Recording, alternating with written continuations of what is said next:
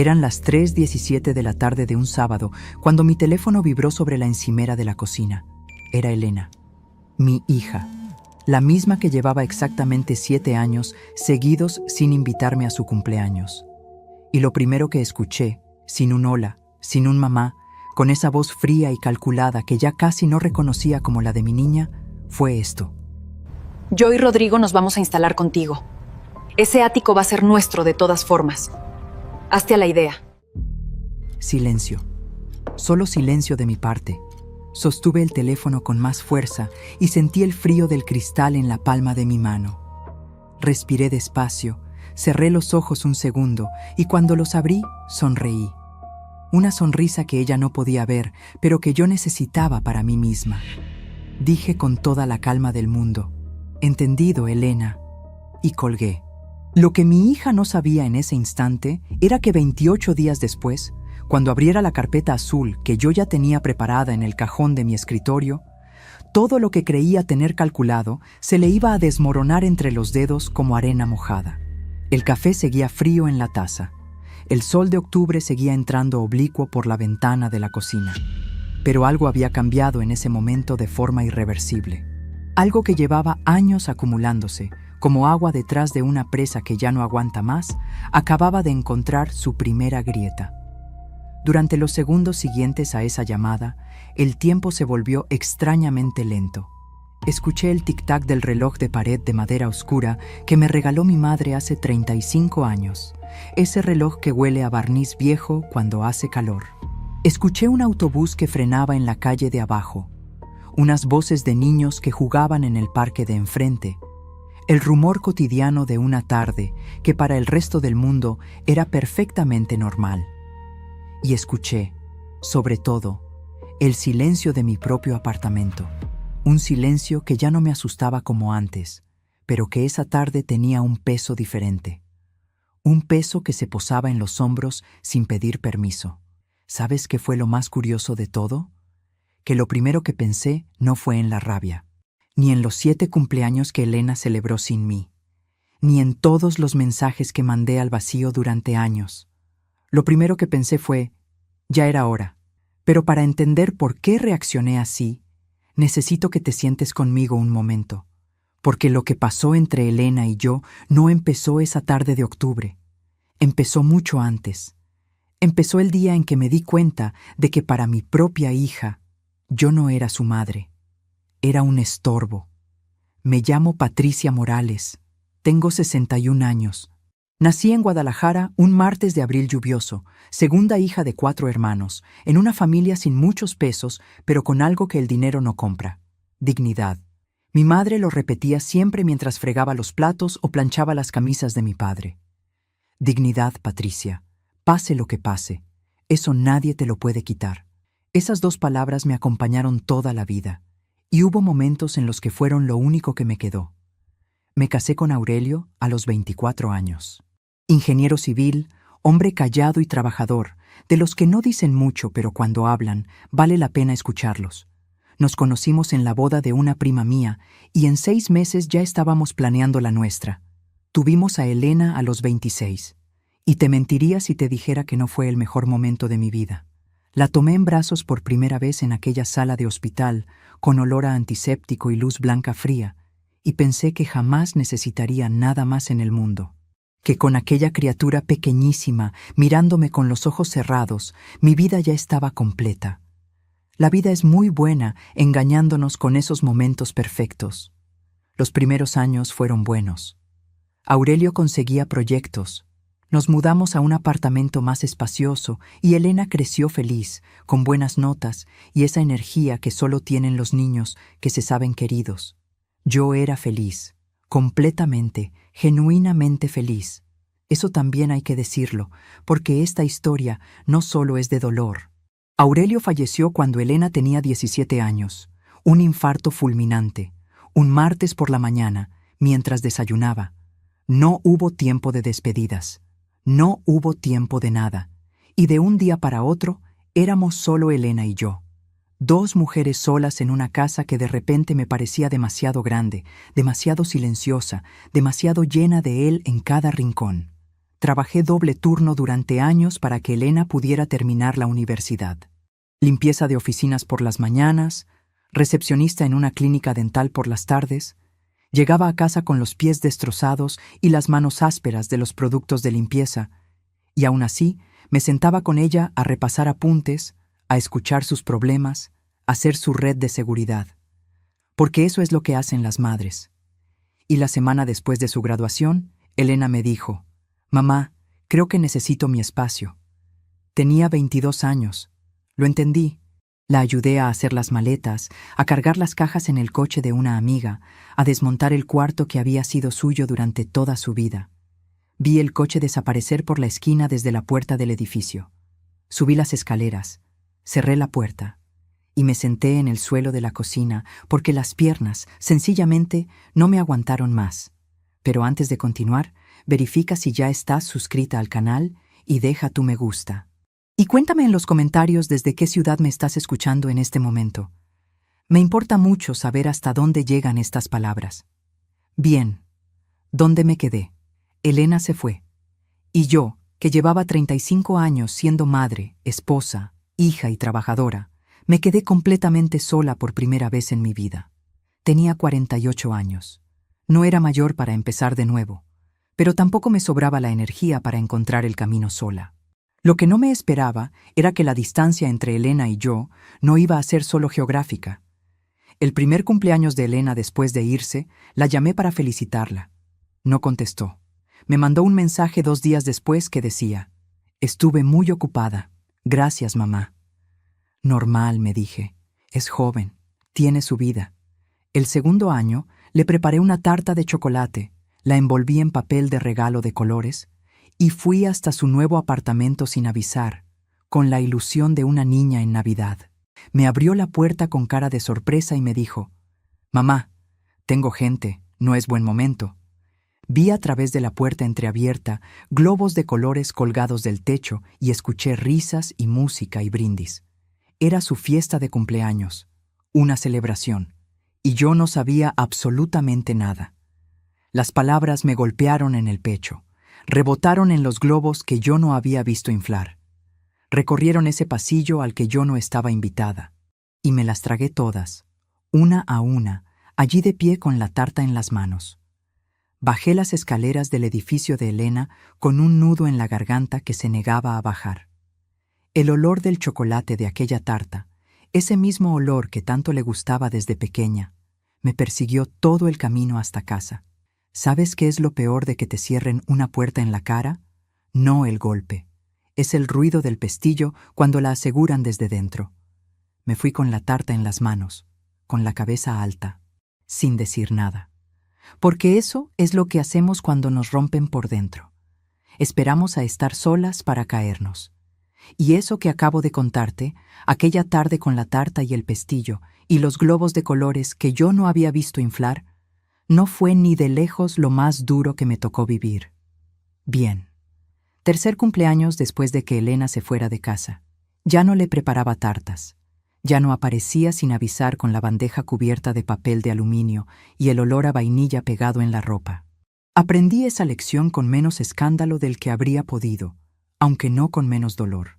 Ese año, el 12 de mayo, a las 12 del mediodía, marqué su número desde el teléfono fijo que todavía tenía en la sala, el mismo que Aurelio había instalado cuando Elena aún era pequeña y llamábamos a los abuelos los domingos.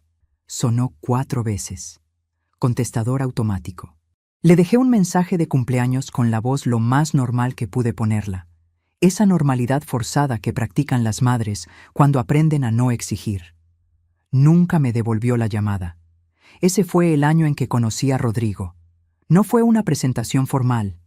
Elena me llamó un sábado por la mañana, lo cual ya era inusual de por sí, y me dijo: «Mamá, voy a pasar por tu casa un momento con una persona». Nada más. Sin nombre, sin contexto, sin ninguna preparación. No sé si lo hizo así para evitar que yo pusiera excusas o simplemente porque en su cabeza ya no era necesario explicarme nada. Llegaron a las 6 de la tarde. Elena llevaba un vestido que nunca le había visto, de esos que cuestan lo que yo ganaba en un mes de trabajo doble, con una tela que caía diferente, como si la hubieran hecho pensando exactamente en su cuerpo.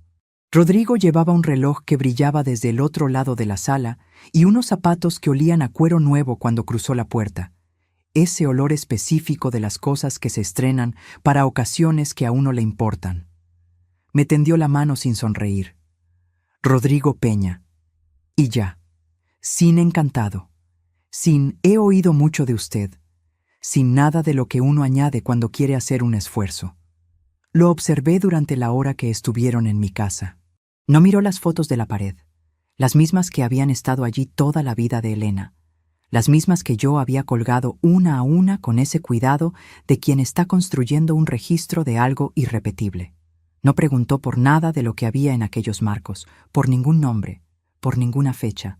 Cuando yo hablaba, él miraba el teléfono con ese gesto de quien revisa algo urgente, aunque todos sabemos que no lo es. Cuando Elena y yo intentábamos encontrar ese hilo que tanto habíamos perdido, él se ponía de pie, se asomaba a la ventana, consultaba su reloj como si tuviera otro sitio donde estar que fuera más real que ese. Y cuando se fueron, Elena me dio un beso en la mejilla que duró exactamente un segundo y dijo: «Tenemos una cena». No aclaró dónde ni cuándo volvería, solo la puerta cerrándose. Cerré la puerta y me quedé de pie en el pasillo mirando las fotos que él no había mirado. Elena a los 3 años, con el disfraz de bruja del Halloween que yo le cosí a mano durante 4 noches seguidas, pinchándome los dedos con la aguja porque me empeñé en hacerlo bien. Elena a los 7, con los dientes de leche recién caídos y esa sonrisa de payaso que me hacía reír tanto, que me hacía reír incluso en los días en que no había razón para reír. Elena a los 18, el día antes de que Aurelio falleciera, los 3 juntos en la playa con el mar detrás y esa luz de agosto que lo ponía todo dorado, esa luz que ahora me parece casi demasiado hermosa para ser real. ¿Sabes qué pensé en ese momento? Pensé, ese hombre va a ser un problema, pero me lo callé, porque las madres aprenden muy pronto que hay ciertas verdades que los hijos no quieren escuchar hasta que ya es demasiado tarde. Y también aprenden que decirlas demasiado pronto solo sirve para que el hijo elija al otro lado con más convicción. Pasaron los meses. Pasaron los cumpleaños sin llamadas. Pasaron las Navidades con mensajes que se volvían más cortos cada año, como si el espacio que me reservaba en su vida se fuera reduciendo en proporción exacta al espacio que él ocupaba.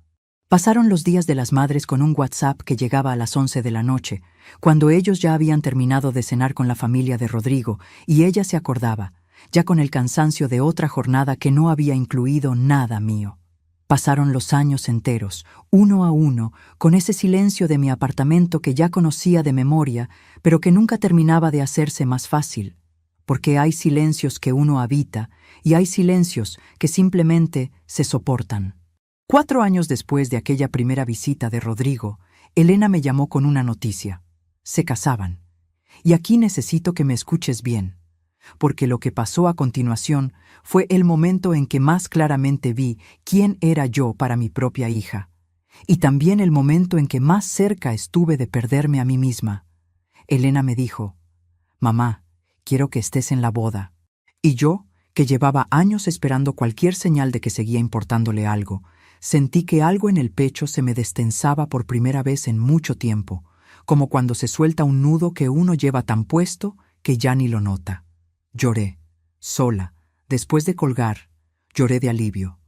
De esas lágrimas que salen cuando uno lleva demasiado tiempo aguantando y de repente puede soltar algo. No de alegría exactamente, sino de ese alivio extraño de quien finalmente puede respirar hondo sin calcular antes si tiene permiso. Me ofrecí a ayudar con los preparativos. Elena aceptó. Durante 3 meses fui a reuniones con el salón de eventos, llamé a floristas, probé menús, ayudé a escoger el diseño de las invitaciones con esa sensación de estar siendo necesaria que hacía mucho tiempo no conocía.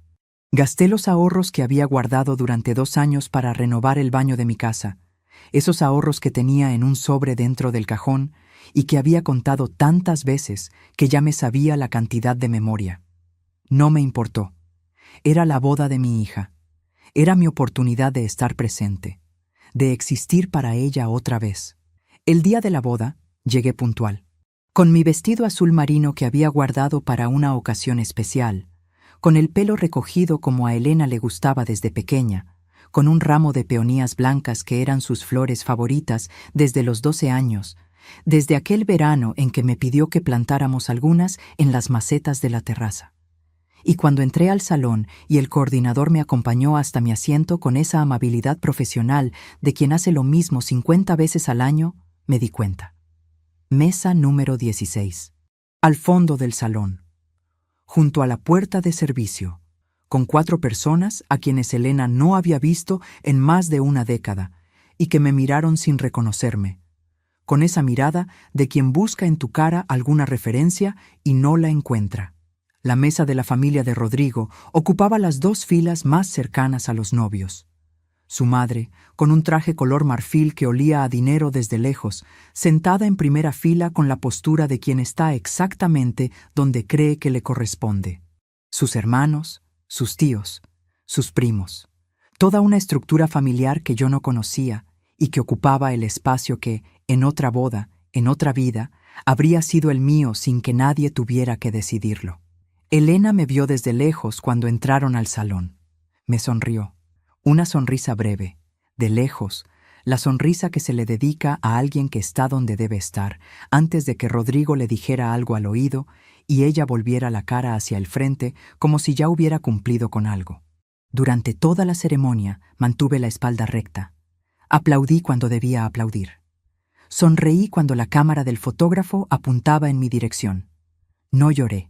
No allí, no en esa mesa 16, con el olor del guiso de la cocina colándose cada vez que alguien abría la puerta de servicio a mis espaldas, recordándome exactamente dónde estaba. Esperé a llegar al coche, cerré la puerta, y en ese aparcamiento oscuro con el rumor lejano de la música del salón, con los aplausos amortiguados y el sonido de alguien brindando dentro, me permití romperme un poco, solo un poco, porque mi madre me enseñó que la dignidad no se deja en los aparcamientos. Pero escucha, lo que más me dolió no fue la mesa 16, fue algo que pasó durante el banquete, algo que todavía no te he contado, algo que cambia por completo la manera en que ves todo lo que te estoy narrando. Hacia las 9 de la noche me acerqué a saludar a los novios con las peonías blancas en la mano, pensando que al menos ese gesto no me lo podría quitar nadie. Rodrigo me miró un segundo y luego desvió la vista, como si yo fuera parte del decorado del salón, como si fuera un jarrón o una silla o cualquier cosa que ocupa espacio sin merecer atención. Elena me dio un abrazo que duró lo que dura un parpadeo y dijo: «Mamá, luego hablamos, que tenemos que atender a los invitados». Volví a mi mesa, sola, con las peonías blancas que nadie había puesto en ningún jarrón, que no le habían importado a nadie, que yo sostenía todavía porque no sabía qué otra cosa hacer con ellas. 3 meses de preparativos, ahorros de 2 años, una mesa al fondo junto a la puerta de servicio. Pero lo que descubrí mucho después fue esto. Rodrigo había revisado la lista de mesas antes de la boda. La había revisado, la había estudiado y la había aprobado con la misma calma con que tomaba todas sus decisiones. La mesa 16 no fue un error del coordinador. No fue un olvido, ni un descuido, ni una de esas cosas que pasan cuando hay muchos detalles que organizar. Fue una decisión, tomada con tiempo, y aprobada por los dos. ¿Y sabes qué hizo Elena cuando se lo pregunté directamente, semanas después? Respiré profundamente, lista para finalmente tener esa conversación que habíamos evitado durante años. La conversación que yo había ensayado sola tantas veces en la cocina, en el baño, mientras doblaba la ropa. Marqué su número con una calma que me había costado semanas construir. Escuché que contestaba y empecé a hablar con cuidado, con la voz de quien no quiere pelear sino entender. Y ella me dijo: «Mamá, no exageres. Fue solo una mesa. Solo una mesa. Pero antes de contarte lo que respondí ese día, necesito preguntarte algo. ¿Alguna vez alguien a quien amabas con todo lo que tenías te hizo sentir invisible justo cuando más necesitabas que te viera? ¿Alguna vez diste todo lo que tenías y lo recibieron como si fuera exactamente lo que se merecían, sin más? Escríbelo en los comentarios. Quiero leer tu historia. Porque a veces uno necesita saber que no está caminando solo por este camino, que hay otras personas que también han aprendido a mantener la espalda recta en mesas al fondo de salones donde nadie las mira. Bien, le dije a Elena que tenía razón, que era solo una mesa, y colgué, porque había aprendido algo muy importante en todos esos años, que discutir con alguien que no quiere escucharte no es valentía, es desgaste. Es gastar lo poco que te queda en convencer a quien ya decidió no ser convencido. Y yo ya no tenía pesos emocionales que gastar en batallas que no iba a ganar, en conversaciones que terminaban siempre en el mismo lugar, aunque yo cambiara las palabras. Lo que sí tenía era tiempo y silencio. Y dentro de ese silencio, una idea que empezaba a tomar forma en mi cabeza con la lentitud tranquila de las cosas que llegan para quedarse. Una idea que todavía ni yo misma sabía del todo a dónde me iba a llevar, pero que, por primera vez en mucho tiempo, era completamente mía. Durante los 2 años siguientes a la boda, me dediqué a reconstruirme. No de una manera dramática ni con grandes anuncios, sin decírselo a nadie, en silencio, que es como se hacen las cosas que de verdad importan. Empecé a estudiar. A los 51 años, Patricia Morales se matriculó en un curso de administración de pequeños negocios en un centro de formación del barrio. 4 horas cada martes y jueves, después del trabajo. Cuadernos nuevos, bolígrafos de colores, apuntes con fecha y todo. Me sentaba en la segunda fila porque en la primera me daba vergüenza y en la última no llegaba a ver bien la pizarra. Y allí, entre gente 20 años más joven que yo, fui aprendiendo algo que nadie me había enseñado, que el dinero no es el enemigo. El problema era que yo siempre lo había gastado en los demás antes de guardarlo para mí. Empecé a ahorrar de una manera distinta. No los sobrantes de fin de mes, no lo que quedaba después de pagar todo. Primero separaba, primero guardaba, primero me pagaba a mí misma. Era un hábito pequeño, casi invisible, pero consistente, mes a mes, año a año. Y mientras yo construía despacio, en silencio, sin contárselo a nadie, los cumpleaños de Elena seguían pasando sin mí. El 12 de mayo del año siguiente a la boda, publiqué en sus redes sociales una felicitación con una foto de cuando era niña. Una foto bonita, de las que yo guardaba en un álbum de tapa dura azul que todavía tenía en el armario.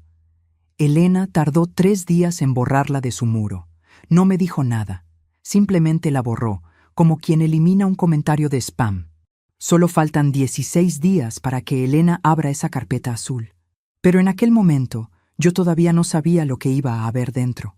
El 12 de mayo del año siguiente, no publiqué nada. Ese año aprendí otra cosa. Que hay formas de desaparecer de la vida de alguien que duelen más que un insulto directo. La indiferencia sostenida es la forma más cruel de comunicarle a alguien que no existe. Fue ese mismo año cuando Elena me llamó un miércoles a las 7:43 de la tarde. Inesperadamente, sin aviso. Vi su nombre en la pantalla y el corazón me dio un vuelco que no esperaba. Después de todo, sigue siendo mi hija. Siempre lo será. Mamá, ¿cómo estás? Me quedé un momento en silencio. Hacía tanto tiempo que no empezábamos una conversación, así que no supe muy bien cómo responder. Le dije que bien, que estaba bien, que qué alegría escucharla. Y ella empezó a hablar, a contarme cosas de su vida, del apartamento nuevo que habían alquilado, de un viaje que habían hecho a Portugal, de una amiga suya que se había casado. 45 minutos hablando como si los años de silencio no hubieran existido, como si hubiera una forma de pausar el tiempo y reiniciar. Respiré profundamente, lista para finalmente decirle todo lo que llevaba guardado, para decirle que la echaba de menos, que quería estar presente, que estaba dispuesta a construir algo diferente entre nosotras, que me importaba más ella que cualquier herida del pasado.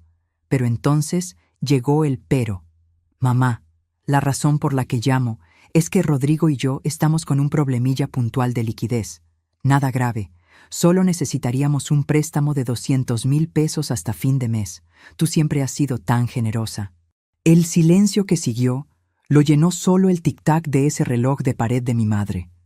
Le dije que lo pensaría. Colgué y me quedé mirando el teléfono encima de la mesa durante un buen rato. ¿Sabes qué es lo más doloroso de ese momento? No fue el dinero, fueron los 45 minutos anteriores, porque durante 45 minutos me había permitido creer que mi hija me llamaba porque me quería. Y la esperanza, cuando se rompe así, hace más daño que si nunca hubiera existido. No le mandé el dinero. Y Elena no volvió a llamar durante 4 meses. Pero aquí está lo que no vi en aquel momento, lo que debería haber visto con claridad y no vi, que ese patrón, ese ciclo de silencio seguido de contacto seguido de petición, llevaba años repitiéndose de maneras diferentes, y yo, cada vez, encontraba alguna razón para justificarlo. Es joven. Rodrigo tiene mala influencia. Está bajo presión. En el fondo me quiere. Los señales estaban ahí. Las ignoré todas, una a una, con la misma dedicación con que las guardaba en algún rincón de mi pecho para no tener que mirarlas de frente. El 14 de mayo de ese mismo año, Elena publicó las fotos de su cumpleaños en redes sociales. Las vi desde mi teléfono, sola en mi cocina, a las 11 de la noche. De fotos en un restaurante que yo no conocía, con gente que yo no conocía, con una tarta de 3 pisos y globos dorados y una sonrisa que yo reconocía perfectamente porque era la misma que tenía de niña, cuando estaba completamente feliz. La madre de Rodrigo estaba sentada a su lado. Le tenía la mano en el hombro. Cerré el teléfono. Lo puse boca abajo sobre la mesa. Y me serví un vaso de agua porque la boca se me había quedado completamente seca. ¿Sabes qué es lo más curioso? No lloré. Ya no lloraba por eso. Lo que sentí fue algo distinto, algo más frío y más claro que el llanto. Fue la certeza de que aquello no iba a cambiar por sí solo, de que si yo no hacía algo diferente, los próximos 10 años iban a ser exactamente iguales a los últimos 7. Y fue esa noche, con el teléfono boca abajo y el vaso de agua en la mano, cuando la idea que llevaba meses tomando forma se volvió por primera vez completamente nítida. A veces confiamos demasiado en quienes no lo merecen. ¿También te ha decepcionado alguien a quien amabas de verdad? Escríbelo en los comentarios. Quiero leerte y saber que no estoy sola en esto, porque estoy convencida de que más de una de vosotras entiende exactamente de qué estoy hablando. Bien, esa idea que se me aclaró aquella noche tenía que ver con algo que Aurelio siempre me decía. Aurelio, que era ingeniero pero que entendía de la vida más que muchos filósofos que he leído, me decía siempre: Patricia, la única seguridad real que existe es la que construyes con tus propias manos. Yo creía que hablaba de trabajo, de carrera, de esfuerzo profesional. Pero aquella noche entendí que hablaba de algo más grande. Hablaba de libertad. Durante los 3 años siguientes, ahorré con una disciplina que yo misma no sabía que tenía. Cambié de trabajo. Encontré una plaza de administradora en una empresa de logística mediana, con mejor sueldo y horario estable. Reducí gastos que no necesitaba. Dejé de renovar el armario cada temporada. Dejé de salir a cenar fuera, salvo una vez al mes. Aprendí a cocinar mejor en casa, que es una forma de ahorrar que además te da mucha satisfacción. Y en todo ese tiempo, Elena y yo nos veíamos 2 o 3 veces al año. Encuentros cortos, con conversaciones que se mantenían en la superficie como barcos que no quieren tocar el fondo. Rodrigo aparecía a veces, otras veces no. Cuando aparecía, miraba su teléfono. Cuando no aparecía, Elena tenía prisa.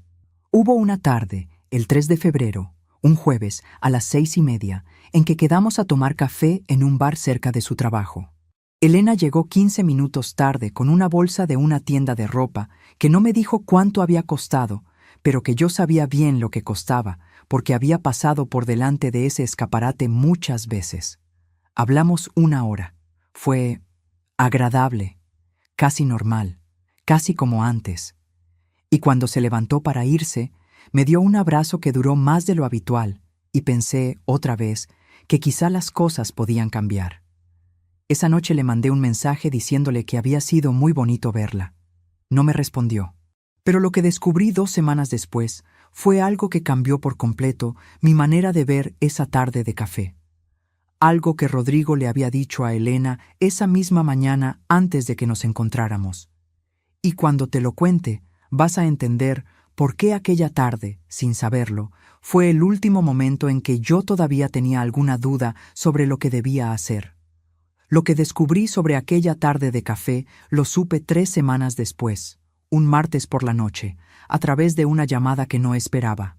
Carmen, una vecina mía que también conocía a Elena desde que era pequeña, me llamó a las 9:22 de la noche con una voz que tenía esa textura particular de quien duda antes de hablar. Le dije que dijera lo que tenía que decir. Y Carmen me contó que esa mañana, antes de que Elena y yo nos encontráramos en el bar, ella había pasado por la calle y había escuchado sin querer parte de una conversación en el portal del edificio de Elena. Rodrigo le estaba diciendo: si tu madre te llama llorando o pidiéndote algo, recuerda que esos ahorros que tiene son los que nos van a sacar del apuro. No la alejes. Manténla cerca, pero sin comprometerte. Me quedé en silencio al otro lado del teléfono durante varios segundos, el reloj de mi madre marcando los segundos uno a uno. Patricia, ¿sigues ahí? Sí, le dije. Gracias, Carmen. Colgué. Me senté en el sofá con las manos sobre las rodillas y miré la pared de enfrente, esa pared que había pintado yo sola un verano porque me apetecía un color diferente. Beige cálido. Elena me había dicho que le parecía un color de abuela. Lo que Carmen me había contado no era una sorpresa total. Una parte de mí lo sabía, o lo sospechaba. Pero hay una diferencia enorme entre sospechar algo y escucharlo dicho en voz alta. Esa diferencia es la que separa la intuición de la certeza. Y la certeza duele de otra manera. Pero lo que no sabía todavía era cuánto más lejos estaba dispuesto a llegar Rodrigo. El punto de quiebre definitivo llegó un domingo de principios de septiembre, a las 2:30 de la tarde. Era el cumpleaños de la suegra de Elena, doña Amparo. Rodrigo tenía una familia numerosa, de esas que se reúnen con cualquier excusa y llenan mesas y llenan conversaciones y llenan silencios. Elena me invitó. No con mucho entusiasmo, lo reconozco, pero me invitó. Me mandó un mensaje que decía: «Mamá, si quieres venir a lo de Amparo el domingo, puedes, empieza a las 2. Si quieres venir. No, te esperamos. No, me haría ilusión que estuvieras. Pero fui de todas formas, porque soy su madre, y las madres van». Me puse la blusa de lino que me regaló mi madre 20 años atrás, recién planchada, con unos pantalones oscuros y los zapatos cómodos que reservo para las ocasiones importantes. Llevé una tarta de almendra que había preparado esa mañana siguiendo la receta de mi abuela, envuelta en papel bonito con un lazo azul. Llegué a las 2:10. La casa de doña Amparo era grande, de esas que hablan de dinero acumulado durante generaciones. Muebles oscuros y pesados, cuadros con marcos dorados, alfombras persas que amortiguan los pasos y te recuerdan en cada pisada que no eres de allí. Olía a carne guisada con laurel y a un perfume caro y denso que venía de algún rincón de la sala. Elena me saludó con un beso rápido. Rodrigo me saludó con un gesto de cabeza sin levantarse del sillón. Y doña Amparo, que estaba rodeada de 4 o 5 personas que no conocía, me miró un segundo por encima de sus gafas y siguió hablando. Me senté en una silla cerca de la ventana. Nadie me presentó a nadie. Puse la tarta sobre la mesita auxiliar y nadie comentó nada sobre ella. Estuve allí durante casi 2 horas, en esa silla junto a la ventana, escuchando conversaciones en las que no participaba, mirando a Elena reírse con la familia de Rodrigo, con esa soltura que yo nunca había visto cuando estaba conmigo. Respiré profundamente, lista para finalmente levantarme y acercarme al grupo, para romper ese muro invisible yo sola si nadie lo hacía por mí. Me puse de pie. Caminé hacia Elena, y justo cuando iba a tocarle el hombro para llamar su atención, escuché la voz de Rodrigo, fuerte y clara, dirigiéndose a sus hermanos desde el otro lado de la sala. «Hay que aguantar. Ella tiene buena salud todavía, pero ya saben cómo son estas cosas. Los viejos tarde o temprano necesitan apoyo». El silencio que siguió duró exactamente lo que tarda una persona en procesar lo que acaba de escuchar. Todos en la sala sabían de quién hablaba. Elena lo sabía. Yo lo sabía. Y Rodrigo, que me había visto levantarme y caminar hacia él segundos antes, lo sabía perfectamente. Bajé la mano que tenía extendida hacia el hombro de Elena. La puse despacio a mi lado y sonreí. Una sonrisa pequeña, controlada, de esas que no llegan a los ojos, pero que son lo único que tienes cuando te quitan el suelo de debajo de los pies en mitad de una sala llena de gente. Me dirigí a doña Amparo.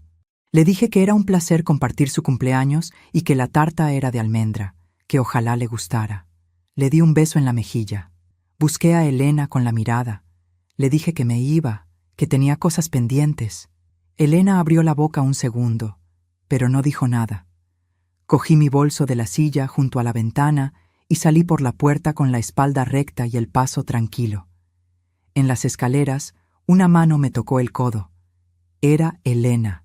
«Mamá, espera, no te vayas así». Me giré hacia ella, la miré a los ojos y pensé, ahora es el momento. Dilo todo, Patricia. Dile lo de Rodrigo, lo de Carmen, lo de la mesa 16, lo de los 45 minutos de conversación y los 200,000 pesos. Díselo todo ahora, aquí, en estas escaleras, y que sea lo que tenga que ser. ¿Qué quieres que te diga, Elena? Ella dudó. Miró hacia la puerta cerrada de donde veníamos. Y entonces dijo algo que me dejó sin palabras. Rodrigo no quería decir nada malo. Es su manera de hablar. A veces exageras, mamá. A veces exageras. La misma frase que usó con la mesa 16. La misma frase. Exactamente la misma. Le dije que estaba bien, que no se preocupara, que disfrutara del cumpleaños de su suegra, y bajé las escaleras sola. Ella no me siguió. No allí, no en esas escaleras que olían a cera de suelo y a perfume filtrado desde la planta de arriba. No lo vi. Y lo que sí vi fue algo que me dolió de una manera que no me esperaba. No fue el comentario de Rodrigo. Fue que Elena lo había escuchado y había elegido callarse. Que había tenido la oportunidad de decir algo y había preferido protegerlo a él. Eso fue lo más devastador de ese domingo de marzo. No la humillación pública. Fue darme cuenta de que mi hija había elegido un bando. Y ese bando no era el mío. Llegué a mi coche, cerré la puerta, apoyé la frente en el volante durante 30 segundos exactos. Me permití sentirlo todo, sin filtros, sin dignidad, sin nadie mirando. El calor del sol en el cristal del coche, el olor a cuero del asiento, la garganta apretada como un puño cerrado. 30 segundos. Y luego me incorporé, arranqué el motor y conduje a casa, porque me quedaban 12 días y tenía trabajo que hacer. Lo que todavía no sabía en ese momento era que antes de que llegaran esos 12 días, Rodrigo iba a dar un paso más. El último. Uno que lo dejaba sin ninguna posibilidad de excusa ni de justificación. Un paso que Elena tampoco podría ignorar cuando llegara el momento. El último paso que dio Rodrigo lo supe de la manera más inesperada del mundo. Fue un lunes por la mañana, el 17 de septiembre, a las 10:14. Estaba en mi trabajo, en la empresa de logística donde llevaba 3 años como administradora, cuando recibí un mensaje de una persona que no esperaba. Se llamaba Lucía. Era la mejor amiga de Elena desde la universidad. Una chica callada, de esas que escuchan más de lo que hablan, que yo siempre había querido bien porque trataba a Elena con genuina lealtad. No nos hablábamos directamente desde hacía años. Y el mensaje que me mandó ese lunes por la mañana era breve, sin rodeos. Patricia, sé que esto no me corresponde, pero creo que tienes que saber algo que lleva mucho tiempo ocurriendo. ¿Podemos vernos? Quedamos ese mismo día, a las 7 de la tarde, en una cafetería neutral. Lucía llegó puntual, con esa cara de quien ha tomado una decisión difícil y ya no puede echarse atrás. Se sentó frente a mí, pidió un café que no tocó en toda la conversación y me contó lo que llevaba meses dudando si contarme. Desde el primer año de relación entre Elena y Rodrigo, él había ido construyendo sistemáticamente un relato sobre mí. Un relato lento, constante, cuidadoso. Le decía a Elena que yo era una madre que controlaba, que manipulaba emocionalmente, que usaba la culpa como arma, que cada vez que yo llamaba era para hacer sentir mal a Elena, que mis visitas eran invasiones, que mis regalos eran estrategias. Lucía lo había escuchado durante años en conversaciones con Elena. Lo había visto trabajar con la paciencia de alguien que no tiene prisa porque sabe que el tiempo trabaja a su favor.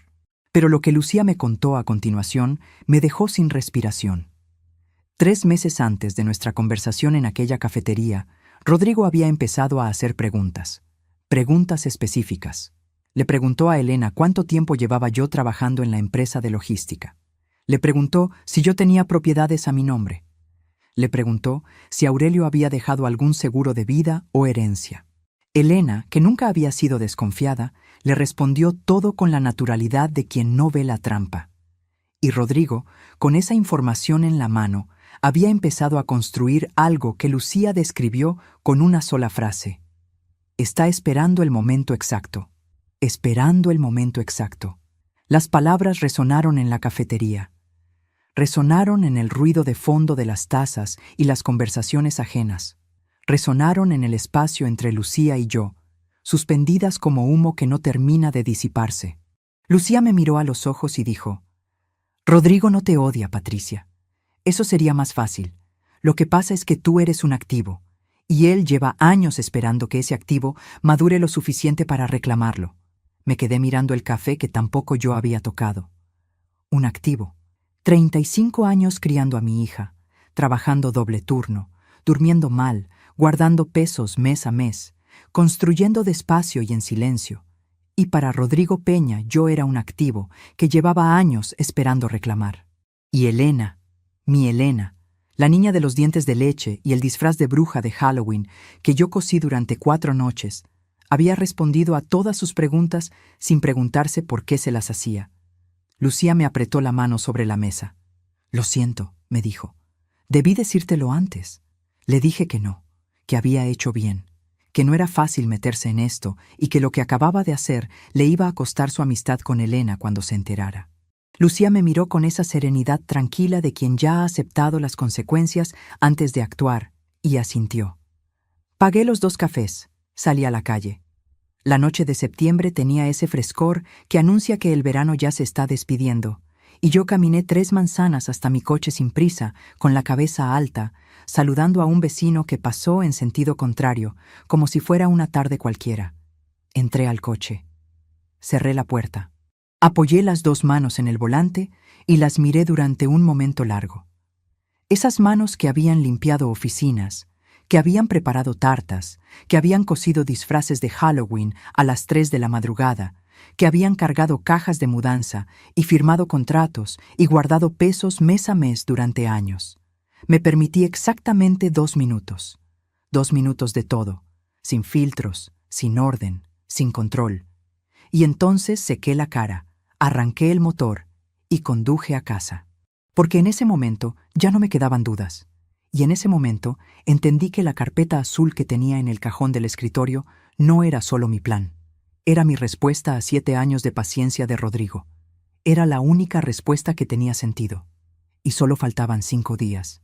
Mientras te cuento todo esto, me pregunto desde dónde me estarás escuchando.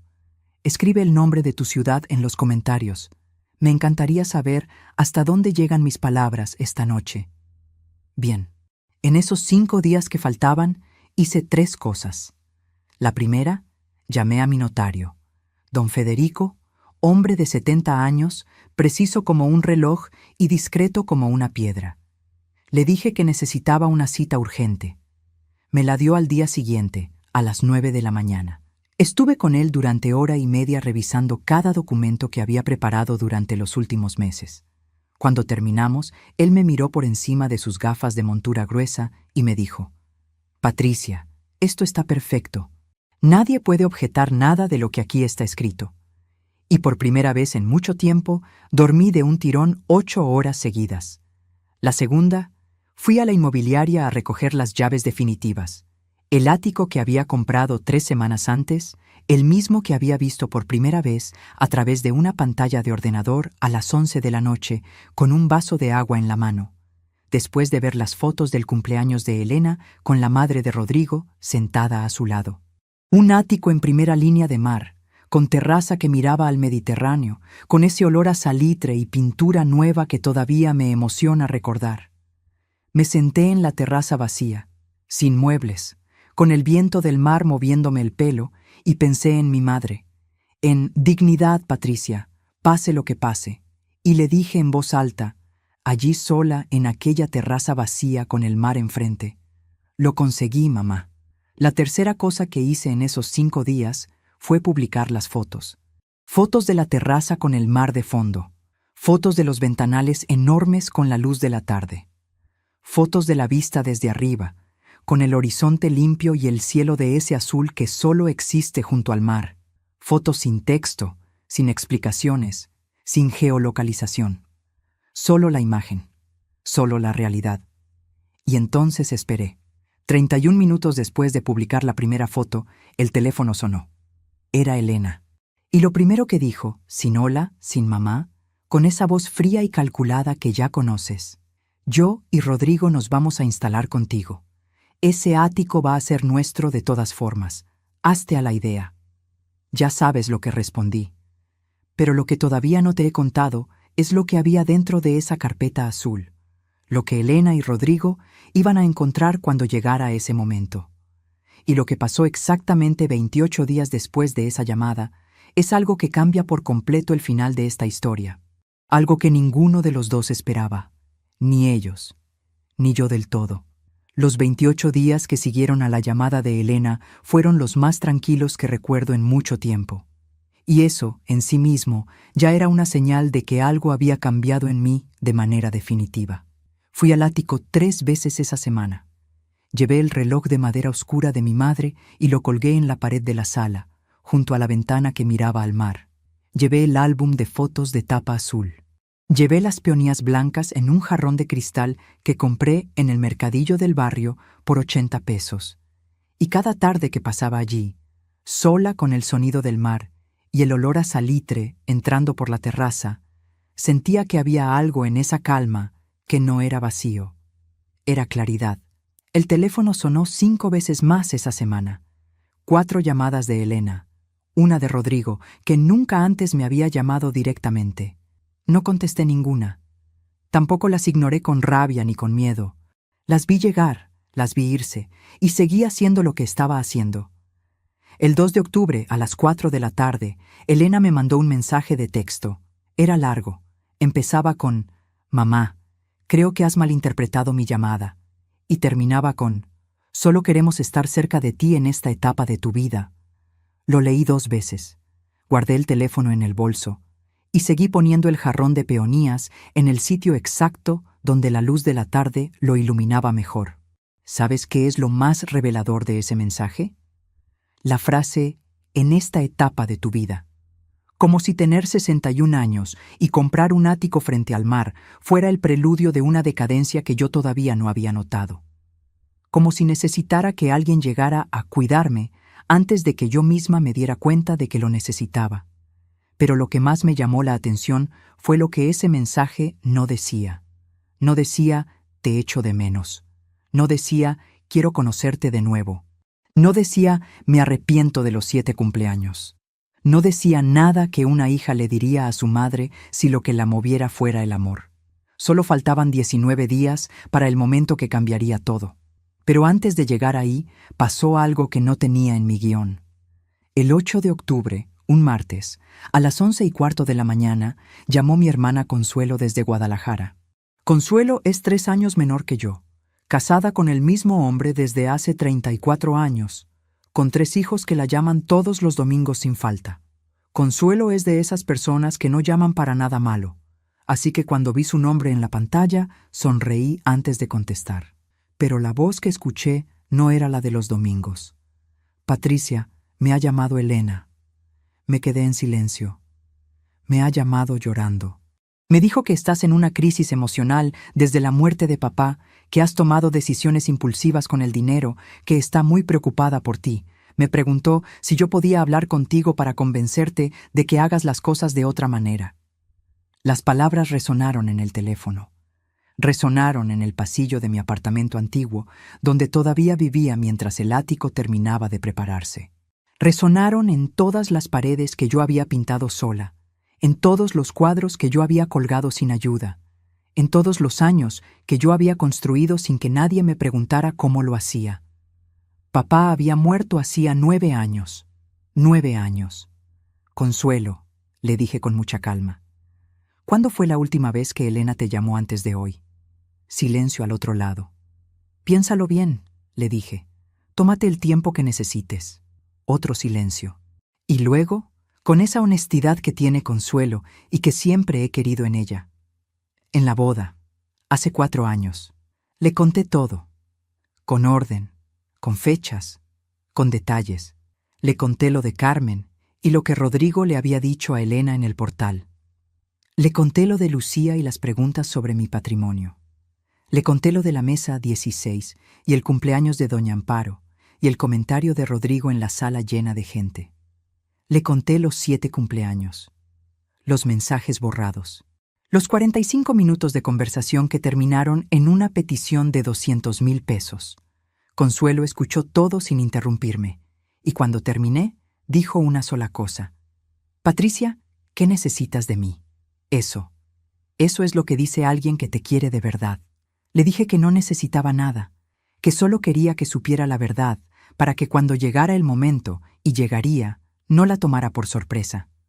Que confiara en mí, que me dejara hacer lo que tenía que hacer. ¿Y qué tienes que hacer?, me preguntó. Abrir una gaveta, le dije.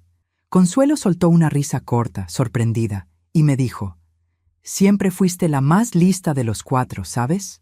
Colgué con el corazón un poco más ligero, y entendí en ese momento algo importante, que Rodrigo, con esa llamada a Consuelo, acababa de cometer el error que lo cambiaba todo.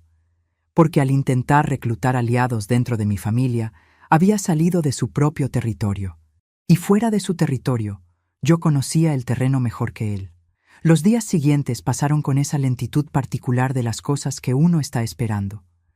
Me levanté cada mañana a las 7, desayuné despacio, revisé los documentos de la carpeta azul una última vez, fui al trabajo, volví, cociné, dormí. Una vida completamente ordinaria vista desde fuera. Una vida completamente blindada vista desde dentro. El 19 de octubre empecé a recibir mensajes de números que no reconocía. Luego, descubrí que eran amigos de Elena y una prima de Rodrigo, todos con variaciones del mismo mensaje, que Elena estaba muy preocupada por mí, que parecía que yo estaba tomando decisiones sin pensar, que ojalá pudiéramos hablar, que la familia es lo más importante. La campaña estaba diseñada para hacerme sentir sola, asediada, cuestionada, para que la presión social me llevara a abrir la puerta que ellos necesitaban que abriera. En cambio, yo apagué las notificaciones del teléfono y me senté en la terraza del ático con una taza de té de manzanilla. El mar estaba quieto esa tarde, uno de esos mares de octubre que parece pintado, de ese azul oscuro y profundo que no tiene prisa. Respiré profundamente, lista para finalmente dejar ir los últimos restos de duda que todavía guardaba en algún rincón. Y los dejé ir. El 26 de octubre, a las 6:30 de la mañana, me desperté antes del despertador. La luz del amanecer entraba horizontal por la ventana del dormitorio del ático y pintaba una línea dorada en el suelo de madera. Me quedé mirándola unos minutos sin moverme. El sonido del mar abajo, suave, constante, indiferente al tiempo y a las historias humanas. El olor a sal y a mañana nueva. Me levanté. Preparé café. Lo tomé de pie en la terraza con los pies descalzos en las baldosas frías. Y pensé en todos los martes de limpieza de oficinas, en todos los turnos de tarde en la clínica dental, en los cuadernos del curso de administración que todavía guardaba en una caja, en don Federico revisando los documentos con sus gafas de montura gruesa, en Lucía apretándome la mano sobre la mesa de aquella cafetería, en Consuelo diciéndome que siempre fui la más lista de los 4, en Aurelio diciéndome que la única seguridad real es la que construyes con tus propias manos. Mañana sería el día. Mañana era el día 28. El día en que yo había prometido responder, aunque la promesa la hubiera hecho solo para mí misma, en silencio. En el momento exacto en que colgué el teléfono con la voz de Elena todavía resonando en la cocina. Mañana era el día en que la carpeta azul dejaría de ser un plan y se convertiría en una realidad. Entré al apartamento. Abrí la gaveta del escritorio. Saqué la carpeta azul. La puse sobre la mesa de la cocina y la abrí despacio, como se abre algo que se ha esperado mucho tiempo. Revisé cada documento uno por uno. Los leí todos de principio a fin, aunque me los sabía de memoria. El informe del notario. La escritura del ático con mi nombre, solo mi nombre, inscrita en el registro de la propiedad con fecha y sello oficial. El testamento que había modificado 3 meses antes con la asesoría de don Federico, sin que nadie lo supiera. Y por último, el documento que había preparado con más cuidado que ningún otro. El que llevaba más tiempo escribiendo, corrigiendo, pensando. Una carta, a Elena. No era una carta de reproche. No era una lista de agravios ni una acusación. Era una carta de 17 años explicada en 3 páginas. Una carta que empezaba con el día en que la tomé en brazos en aquella sala de hospital con olor a antiséptico, y que terminaba con algo que ella todavía no sabía. Algo que lo cambiaba todo. Algo que yo llevaba guardando desde hacía más de un año y que no había compartido con nadie, ni con Consuelo, ni con Lucía, ni con Carmen. Un secreto que haría que el ático, los documentos y la carpeta azul tuvieran un significado completamente diferente al que Rodrigo había calculado durante todos esos años. ¿Quieres saber qué decía? Mañana lo sabrías tú, mañana lo sabría Elena, y mañana, cuando Rodrigo leyera lo que yo había preparado, entendería por primera vez que hay cosas que no se calculan de antemano, que hay personas a quienes no se mide en pesos ni en metros cuadrados, y que las madres que aprenden a esperar son, en el fondo, las más peligrosas de todas. El 27 de octubre, a las 9:47 de la mañana, recibí un mensaje de Elena que decía: «Rodrigo y yo estaremos mañana en el ático a las 11. Tenemos que hablar». No era una pregunta, no era una solicitud, era un aviso. Le respondí 2 palabras: «Os espero». Dormí perfectamente esa noche. Me desperté a las 6:15, antes del amanecer, con el sonido del mar abajo y la primera luz del día pintando el techo del dormitorio de un gris azulado y suave. Me preparé con calma, café solo, sin azúcar, como me lo tomaba Aurelio y como aprendí a tomármelo yo después de que se fue. Un cuenco de fruta, una tostada con aceite. Me senté en la terraza con la taza en las manos y miré el mar durante 20 minutos sin pensar en nada en particular. Solo miré el agua. Luego entré al apartamento, me duché y me puse la blusa de lino de mi madre, recién planchada, como siempre. A las 10:45 coloqué la carpeta azul sobre la mesa del comedor. La puse en el centro, exactamente en el centro, con los cantos bien alineados. La taza de café a mi derecha, la silla frente a la ventana que miraba al mar, para que la luz entrara de espaldas a mí y de frente a ellos. No fue un detalle accidental. Los años de trabajo en logística me habían enseñado algo que la vida confirmó. Los detalles que parecen pequeños son casi siempre los más decisivos. El timbre sonó a las 11:03. Respiré, me levanté, abrí la puerta. Elena entró primero. Llevaba un abrigo largo de color camel que yo no había visto nunca, zapatos de tacón oscuros, el pelo recogido en un moño perfecto que olía a un perfume caro y denso. Estaba guapa. Siempre ha estado guapa. Es de las personas que llevan bien la tensión por fuera, aunque por dentro estén temblando, y yo, que la conozco desde que era un bulto pequeñísimo en mis brazos, podía ver el temblor aunque nadie más lo viera. Rodrigo entró detrás de ella. Traje gris oscuro, corbata azul marino, reloj en la muñeca izquierda que brillaba con la luz de la terraza. Me saludó con un movimiento de cabeza mínimo y una media sonrisa que no llegaba a los ojos. La sonrisa de alguien que cree que ya ha ganado antes de que empiece el partido. Les señalé las sillas frente a la mesa. Se sentaron. Yo me senté frente a ellos, con la ventana y el mar detrás de mí, con la carpeta azul entre nosotros sobre la mesa. Nadie dijo nada durante unos segundos. El sonido del mar llenó ese silencio.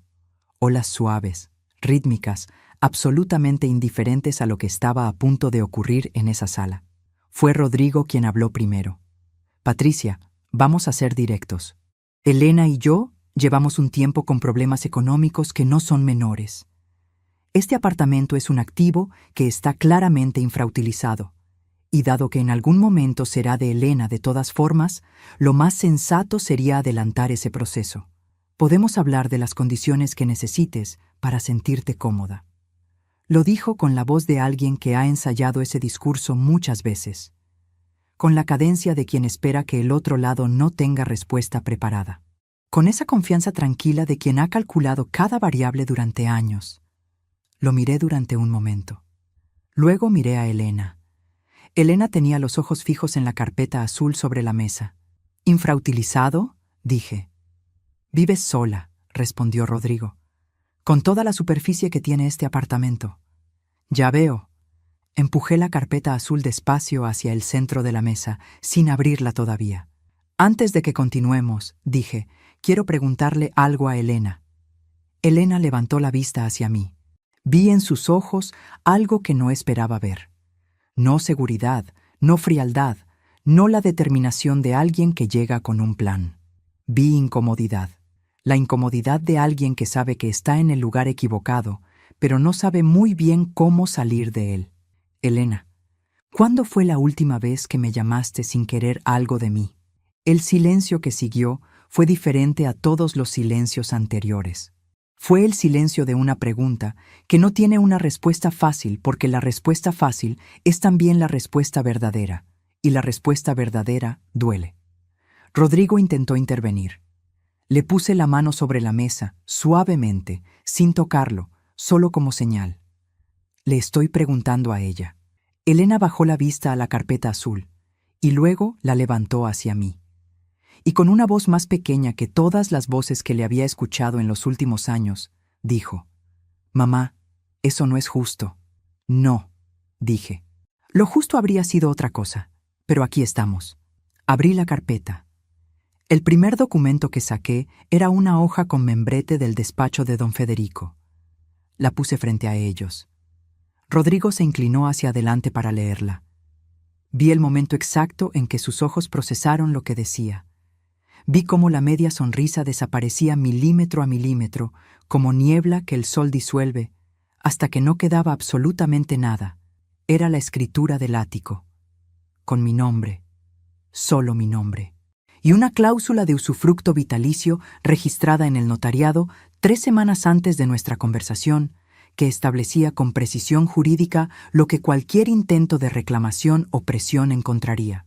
Un muro legal construido ladrillo a ladrillo durante meses con la asesoría de don Federico, que resultaba imposible de derribar sin mi consentimiento expreso y voluntario. Rodrigo levantó la vista hacia mí. Yo lo miré con toda la calma del mundo. «Hay más», dije. Saqué el segundo documento. Era un informe de 2 páginas con fecha de 8 meses atrás, preparado por un asesor financiero con el que había trabajado durante el último año. Un informe que detallaba, con nombres y cifras, la situación real de las deudas de Rodrigo Peña. Deudas que Elena, evidentemente, no conocía en su totalidad. Deudas que explicaban con una claridad brutal por qué un ático frente al mar había activado una llamada en menos de 30 minutos. Elena tomó el documento. Lo leyó. Y mientras lo leía, vi cómo el color le cambiaba en la cara de una manera que ningún perfume caro ni ningún abrigo de color camel podía disimular. Rodrigo se puso de pie. «Patricia, esto es una violación de nuestra privacidad. Esa información está en el segundo párrafo de la página siguiente», dije tranquilamente, «la fuente legal por la que fue obtenida. Te recomiendo leerla antes de terminar esa frase». Se quedó de pie durante 3 segundos que parecieron mucho más largos. Luego volvió a sentarse. Y entonces Elena levantó la vista del documento y me miró con unos ojos que yo reconocí de inmediato. No eran los ojos de los últimos años. No eran los ojos fríos, ni la voz calculada, ni la distancia gestionada por Rodrigo durante una década entera.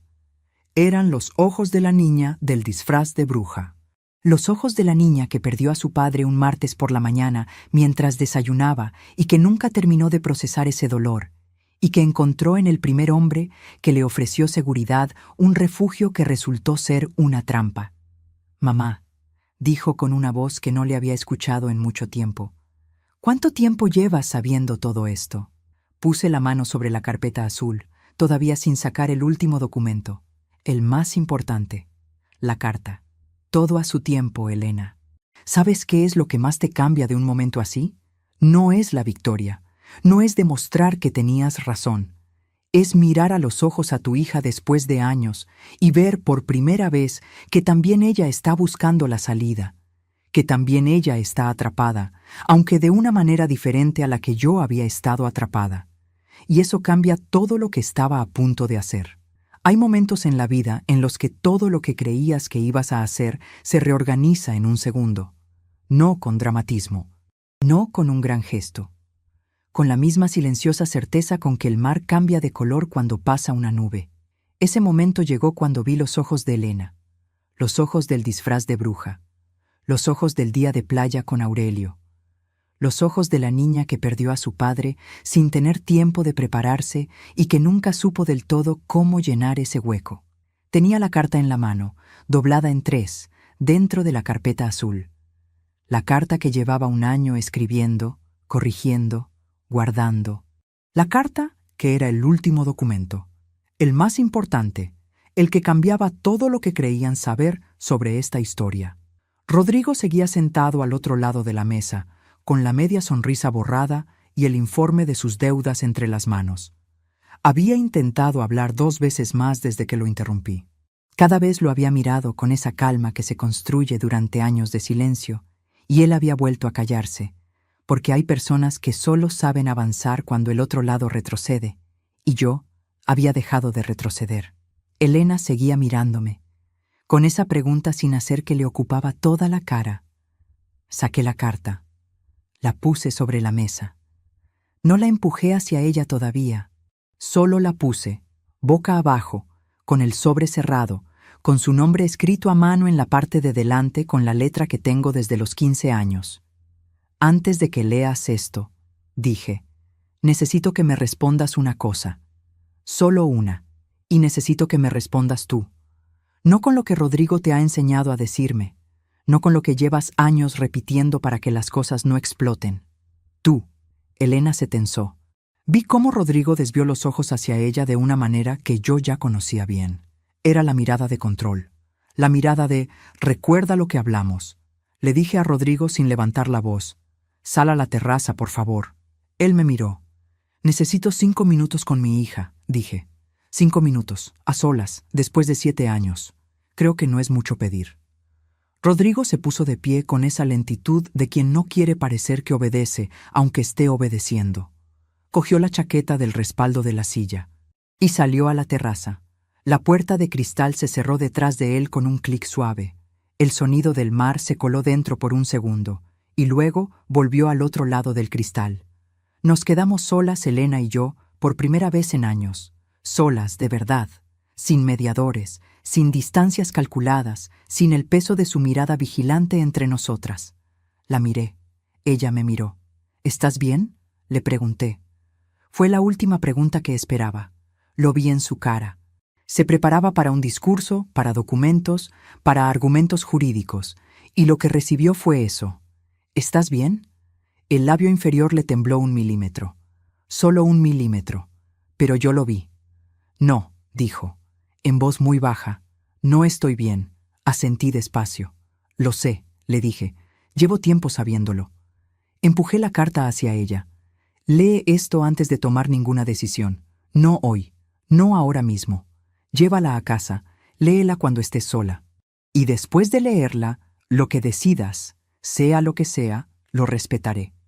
Pero necesito que la leas tú, sin que nadie te explique lo que significa.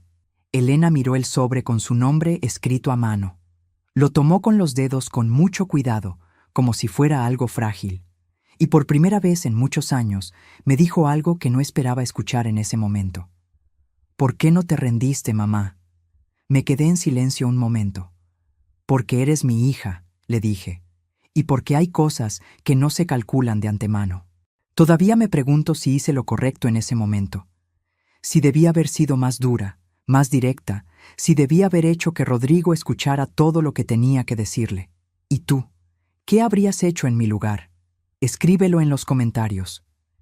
Realmente quiero saber qué piensas, porque esa decisión fue la más difícil que tomé en toda esta historia. Bien, lo que pasó a continuación fue esto. Llamé a Rodrigo desde la puerta de la terraza. Volvió a entrar con esa expresión que había recalibrado durante los 5 minutos afuera. Más controlada, más neutral, preparada para seguir negociando. Se sentó, cruzó los brazos. Le hablé directamente, sin rodeos, con la misma voz que usaba en el trabajo cuando había que explicarle a alguien que algo no iba a ocurrir de la manera en que esperaban. Rodrigo, voy a ser completamente clara. Este apartamento es mío. Está protegido legalmente de cualquier reclamación externa. Y ninguna presión, ninguna campaña de mensajes coordinados, ninguna llamada a mi hermana y ninguna conversación en portales ajenos va a cambiar eso. Lo que sí va a cambiar, porque ya ha cambiado, es que esta conversación quedará registrada, junto con el informe que tienes en las manos y una documentación adicional que ya está en poder de mi abogado y que detalla cada uno de los movimientos de los últimos 3 años. No es una amenaza, es información. Rodrigo no dijo nada. Lo que sí te digo, continué, es que lo que hay en esa carta que Elena tiene en las manos no es lo que tú crees que es. Y cuando ella la lea sola, sin que nadie le explique cómo debe interpretarla, va a entender algo que tú llevas años intentando que no entendiera. Se puso de pie, miró a Elena. Elena tenía los ojos bajos y el sobre en la mano. Elena, nos vamos. Elena no se movió de inmediato. Ese segundo de duda, ese brevísimo segundo en que no se movió de inmediato, fue el momento más importante de toda la mañana. Porque fue la primera vez en años en que no respondió de manera automática a su nombre dicho con esa voz. Luego se puso de pie, recogió su bolso. Me miró un segundo antes de salir. «Te llamo», dijo. No era una promesa grandiosa. No era un abrazo dramático ni una reconciliación de película. Era 2 palabras dichas con la voz pequeña de alguien que está empezando a encontrar la salida de un laberinto en el que ha estado mucho tiempo. Y valieron más que cualquier discurso. Salieron. Escuché sus pasos en el pasillo. Escuché el ascensor. Y luego el silencio del ático. Ese silencio limpio y lleno de mar que me había enamorado desde el primer día. Me quedé de pie en medio de la sala durante unos minutos. El sol de octubre entraba por los ventanales y hacía dibujos en el suelo de madera. El reloj de mi madre marcaba los segundos en la pared. El mar sonaba abajo, igual que siempre, con esa paciencia infinita de las cosas que llevan siglos existiendo antes de que lleguemos y seguirán existiendo mucho después de que nos vayamos. Me senté en la silla que daba al mar. Y entonces sí me lo permití todo. No fue llanto de rabia, ni de triunfo. Fue el llanto de quien ha llevado algo muy pesado durante mucho tiempo y de repente puede soltar el peso. El llanto de los 17 años, los 2 turnos de trabajo, los cuadernos del curso de administración, las tartas rechazadas, la mesa 16, el parking oscuro después del cumpleaños de Doña Amparo, las 2 manos en el volante, los pesos guardados mes a mes, la carpeta azul, la carta escrita y reescrita durante 1 año. Todo eso salió de una vez, allí sola, con el mar enfrente y el reloj de mi madre marcando el tiempo detrás de mí. Lo que contenía la carta, porque ya es hora de que lo sepas, era esto: 3 páginas. La primera empezaba el día en que tomé a Elena en brazos en la sala de hospital. No con reproches, no con listas de agravios, con eso, el olor a antiséptico, la luz blanca fría, el peso pequeñísimo de ella en mis brazos. Le contaba cómo me había sentido, no cómo me habían tratado, cómo me había sentido yo. La segunda página era la que yo había tardado más en escribir. En ella le contaba algo que nadie sabía, que durante todos los años de distancia, mientras ella elegía no invitarme a sus cumpleaños y yo construía en silencio, había abierto una cuenta separada, no la del ático, no los ahorros principales, una cuenta pequeña, constante, a su nombre, solo a su nombre, registrada con un número de referencia que solo ella podía activar. Una cuenta que había ido creciendo mes a mes durante 8 años, con lo que sobraba de lo que sobraba, sin que nadie lo supiera, porque no era para cuando ella cambiara. Era para si alguna vez necesitaba salir y no tenía con qué. No era una herencia, no era un premio, era una puerta que yo había construido en silencio para el caso de que ella algún día quisiera usarla. Y la tercera página era la más corta, solo 4 líneas. Elena, este apartamento es mío y seguirá siendo mío mientras yo quiera, pero tú siempre tendrás una llave. No porque lo merezcas ni porque yo te la deba, sino porque eres mi hija, y eso, pase lo que pase, no cambia nunca. Te quiero, mamá. Eso era lo que había en la carpeta azul. No una venganza, una elección. La elección de una mujer de 61 años que aprendió muy tarde, y a un precio muy alto, que la única manera de seguir siendo quien eres cuando alguien intenta convencerte de que no vales nada es construir despacio, en silencio, con dignidad, hasta que la realidad hable por ti sola. Rodrigo se enteró de lo de la cuenta separada 4 días después, cuando Elena le contó lo que decía la carta. Supe lo que pasó a través de Lucía, que me llamó una tarde con esa voz de quien tiene noticias importantes y no sabe bien cómo empezar. Elena había pedido el número de referencia de la cuenta. Lo había activado ella sola. Y Rodrigo, al descubrir que había un activo que llevaba 8 años creciendo y que estaba registrado exclusivamente a nombre de su esposa, sin posibilidad legal de cogestión ni de acceso compartido, entendió algo que yo creo que tardé demasiados años en entender yo misma, que hay personas a quienes no se calcula, que hay madres que esperan, y que las madres que esperan, cuando finalmente actúan, lo han pensado mucho mejor que nadie. Han pasado 8 meses desde aquella mañana de octubre. El reloj de madera oscura de mi madre sigue en la pared de la sala del ático, junto a la ventana que mira al mar. Cada mañana, lo primero que escucho cuando me despierto es el mar. No el tráfico, no el autobús que frenaba en la calle de antes, no el silencio pesado de un apartamento que se quedó demasiado grande. El mar, ese sonido que no sabe de historias humanas y que sigue ahí de todas formas, igual de paciente, igual de constante, igual de indiferente al tiempo. Elena me llamó 16 días después de aquella mañana. No me llamó para hablar del ático. No me llamó para negociar ni para continuar ningún discurso que Rodrigo hubiera preparado. Me llamó un domingo por la tarde, a las 5:15, y lo primero que dijo fue: «Mamá, ¿puedo ir a verte?». Le dije que sí, que cuando quería, que la esperaba. Llegó sola, sin el abrigo de color camel, sin los tacones, sin el perfume denso y caro de aquella mañana. Llegó con unos vaqueros y un jersey gris y el pelo suelto, como lo llevaba de niña cuando volvía del colegio. Y cuando le abrí la puerta, no dijo nada durante un momento. Solo me miró, y yo la miré a ella. Nos sentamos en la terraza con el mar enfrente. Le preparé una taza del té de manzanilla que a ella le gustaba desde los 15 años, aunque yo no estaba segura de que lo siguiera tomando. Lo tomó sin decir nada. Y durante un rato largo, larguísimo para lo que duraba en realidad, estuvimos las dos en silencio, con el mar delante y el té en las manos. Fue ella quien habló primero. Me dijo que había leído la carta 3 veces, que la primera vez no había podido terminarla, que la segunda vez la había leído entera pero no había llorado, que la tercera vez, a las 2 de la mañana, sola en el baño con la puerta cerrada, la había leído en voz alta, palabra por palabra, y no había podido parar de llorar durante casi 1 hora.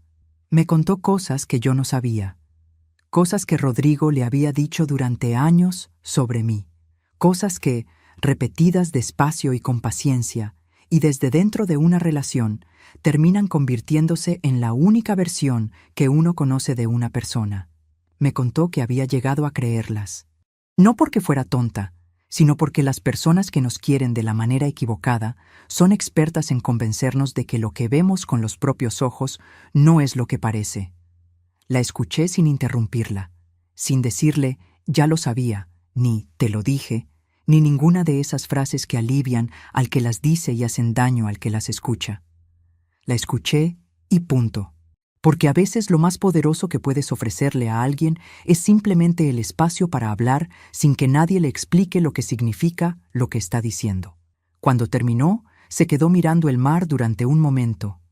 ¿Cómo no te rendiste?, me preguntó otra vez. La misma pregunta que aquella mañana en el ático, y esta vez le respondí diferente. Porque aprendí muy tarde una cosa, le dije, que rendirse no te salva del dolor, solo te deja sin los dos, sin el dolor y sin lo que estabas construyendo. Y yo llevaba demasiado tiempo construyendo para parar. Elena asintió despacio. Y luego dijo algo que se me quedó grabado de una manera que no sé si podré explicar del todo bien. Dijo, quiero aprender a hacer lo mismo. No quiero ser como tú. No quiero tener lo que tú tienes.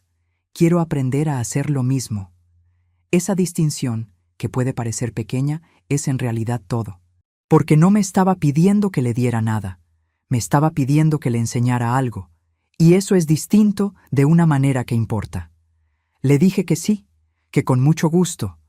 ¿Y Rodrigo? Eso también te lo cuento, porque forma parte de la historia, y la historia no sería honesta sin ello. Elena y Rodrigo están en un proceso que ella describe con cuidado y sin dramatismo, como alguien que ha aprendido que las cosas grandes se procesan despacio. No me corresponde a mí contarte más que eso, porque es su vida y su decisión, y lo que yo aprendí en todos estos años es precisamente eso, que el amor no es controlar los finales de las historias de los demás, ni siquiera cuando esos demás son tu propia hija. Lo que sí te puedo decir es que el último domingo de cada mes, Elena viene al ático. Tomamos café en la terraza. A veces hablamos mucho, a veces casi nada. A veces miramos el mar en silencio y eso es suficiente, porque hay relaciones que no necesitan llenarse de palabras para ser reales. La semana pasada trajo peonías blancas. Las puso en el jarrón de cristal del mercadillo, en el sitio exacto donde la luz de la tarde las ilumina mejor. No me dijo nada, solo las puso ahí y se sentó. Yo no le dije nada tampoco. No hizo falta. Hay algo que he pensado mucho en estos 8 meses, mientras miraba el mar desde esta terraza que huele a salitre y a mañana nueva, y quiero compartirlo contigo porque creo que es lo más importante de todo lo que he contado hoy. Durante muchos años creí que la dignidad era una forma de resistencia, una manera de aguantar sin romperse. Y sí, lo es. Pero hay algo más que eso. La dignidad, la verdadera, no es solo no caerse delante de los demás. Es levantarse en privado, cuando nadie mira, cuando las rodillas tiemblan y el pecho duele y la voz no sale, y seguir construyendo de todas formas. Es guardarte los pesos del mes con la misma constancia con que te tragas las lágrimas en los aparcamientos. Es abrir los cuadernos del curso a los 51 años, aunque en la clase todos tengan 20 menos que tú. Es escribir una carta durante un año entero y no enviarla hasta que el momento sea exactamente el correcto. Es entender que el tiempo no siempre trabaja contra nosotras. A veces, si sabemos esperar, el tiempo es nuestra mejor herramienta. Eran las 3:17 de la tarde de un sábado cuando mi hija me dijo que ese ático iba a ser suyo de todas formas. Y yo sonreí. Abrí la gaveta y saqué una carpeta azul. No porque quisiera ganar, sino porque llevaba demasiados años perdiendo en silencio, y había llegado el momento de que el silencio dijera algo por mí. Tú que me estás escuchando ahora mismo, y que quizás tienes tu propia mesa 16, tu propio pestillo que se cierra desde dentro, tu propio aparcamiento donde te has permitido caerte cuando nadie miraba. Te digo algo que ojalá alguien me hubiera dicho antes. Lo que construyes en silencio no desaparece. Lo que guardas con dignidad no se pierde. Y las personas que aprenden a esperar sin amargarse, sin endurecerse, sin dejar de querer, son las que al final se sientan en una terraza con el mar enfrente y entienden que el camino, con todo lo que costó, valió cada paso. La manzanilla sigue caliente, el mar sigue ahí, y el reloj de mi madre sigue marcando los segundos en la pared de la sala, igual que siempre, con esa paciencia tranquila de las cosas que saben que el tiempo, al final, lo ordena todo.